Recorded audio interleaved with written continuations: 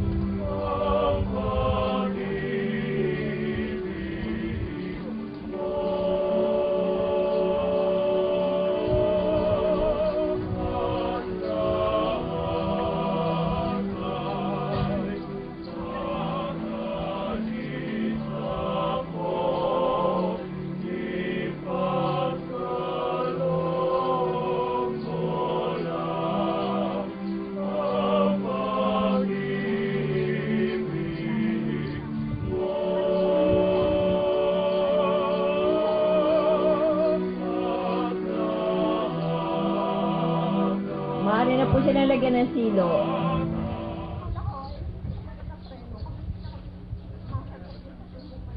Magsitayo po ang lahat. Handog, pakundangan sa mga bagong kasal na sina Mervin at Grace. Dahil sa iyong pag-ibig at pamamahala, pinapag-isa mo sila. Pagpalain mo ang lahat ng araw ng kanilang pamumuhay bilang mag-asawa, alang-alang kay Jesucristong Panginoon namin, magpasawalang hanggan. Amen. Diyos sa inyong puso at diwa. Dinasal namin sa Panginoon. Pasalamatan natin ng Panginoong ating Diyos. Marapat na siya'y pasalamatan. Ama naming lumikha, kayo po ay aming pinasasalamatan dahil nalikha ang tao sa pag-ibig upang mabahagi na ng iyong buhay. Nababatid namin ang kanilang dakilang layunin ng pagmamahalan.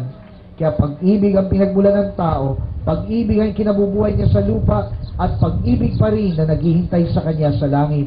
Kaya ang pagmamahala ng isang lalaki at babae sa piging ng sakramento ng kasal ay nagiging banal, naglalarawan ng iyong walang hanggang pag-ibig. Kaya sa magitan ni Jesucristo at makabal na anghel sa kalangitan, pinagbubunyi namin walang humpay ang iyong kalwalhatian.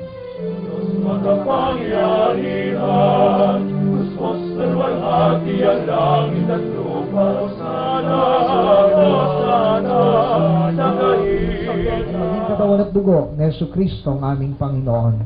Bago siya pahirapan at magpakasakit, kinuha niya ang tinapay, pinasalamatan kanya, pinaghati-hati niya yon, binigay sa kanya mga alagad ng wika, tanggapin ninyong lahat ito at kanin.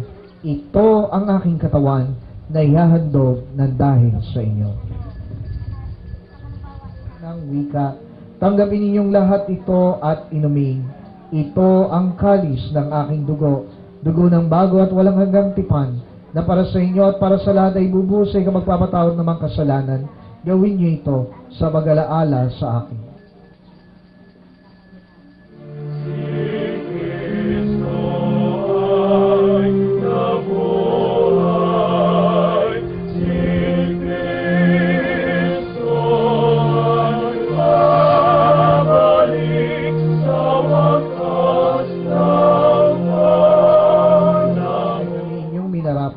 Na tumayo sa inyong harapan upang kayo mapaglingkuran. Isinasamo po namin na kaming magsasalo-salo sa katawan at dugo ni Kristo ay mabuklod sa pagkakaisa sa magitan ng Espiritu Santo. Ama, lingapin niyo po ang inyong simbahang laganap sa buong daigdig. Puspusin niyo kami sa pag-ibig kaysa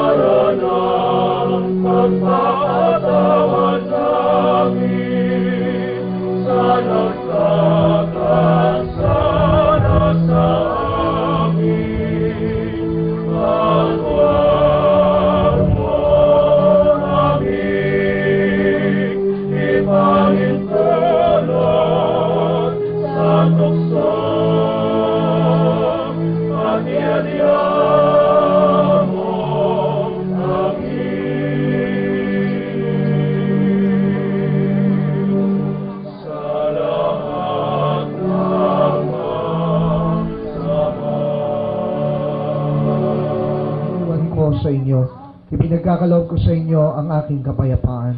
Huwag mo po sana isalang-alang ang aming pagkakasala, kundi ang pananampalataya ng iyong iglesia. Pagkalooban mo siya ng kapayapaan at pagkakaisa, ayon sa ikasisiyan ng iyong kalooban, sabagat nabubuhay ka't naghahari, magpa sa walang hanggan.